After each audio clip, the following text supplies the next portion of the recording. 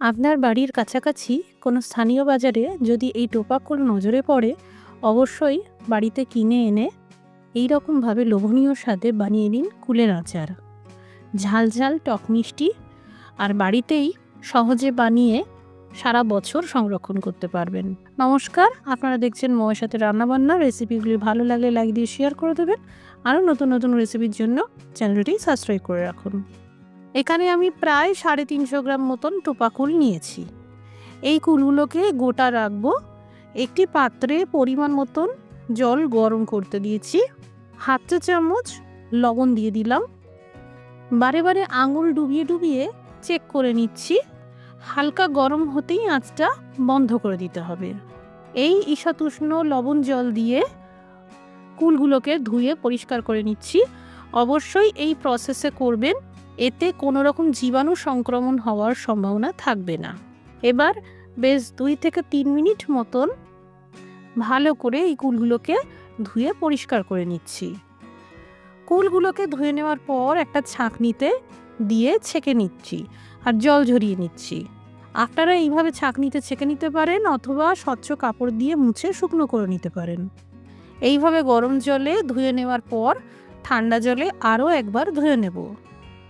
এখানে একটি প্যানে 1 কাপ জল দিয়ে দিলাম। এবার দিয়ে দিলাম 2 কাপ খেজুর গুড়। এখানে আপনারা আখের গুড় দিয়েও আচারটা বানাতে পারবেন।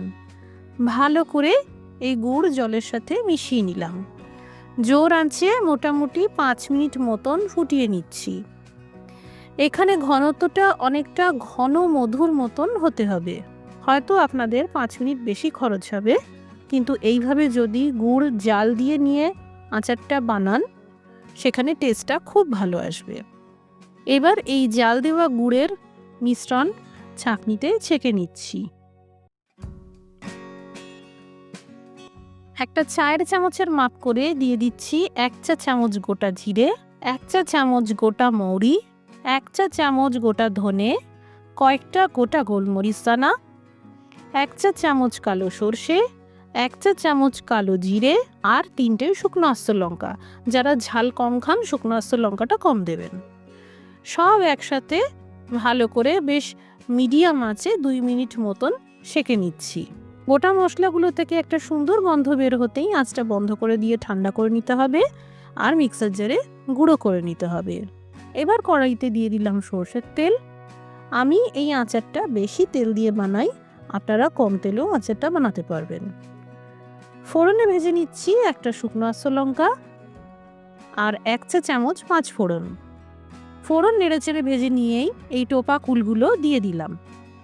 এই টোপা কুলগুলো ভাজার সময় দিয়ে দিচ্ছি হাফ চা চামচ সাদা লবণ আর হাফ চা চামচ বিট লবণ। এই ভাজার সময় লবণটা দিয়ে দিতে হবে, এতে কুলগুলোর ভিতর পর্যন্ত লবণ ঢুকবে। এরই সাথে দিয়ে দিলাম হাফ চা চামচ হলুদ গুঁড়ো আর হাফ চা চামচ ঝাল লঙ্কার গুঁড়ো। ঝালটা অ্যাভয়েড করতে চাইলে আপনারা কাশ্মীরি লঙ্কার গুঁড়োর ব্যবহারও করতে পারেন। আবারও নেড়েচেড়ে ভেজে নিচ্ছি। কম আঁচে জাস্ট 2 মিনিটের জন্য ঢেকে রাখলাম, যাতে কুলগুলো একদম সফট হয়ে যায়। 2 মিনিট পর ঢাকা খুলে দিয়ে দিচ্ছি এই জাল দিয়ে রাখা গুড়ের রস। ভালো করে মিশিয়ে নিলাম।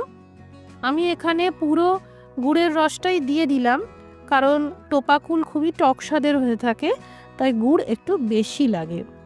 জোর আঁচে প্রথমে 1 থেকে 1.5 মিনিট মতন ফুটিয়ে নিচ্ছি।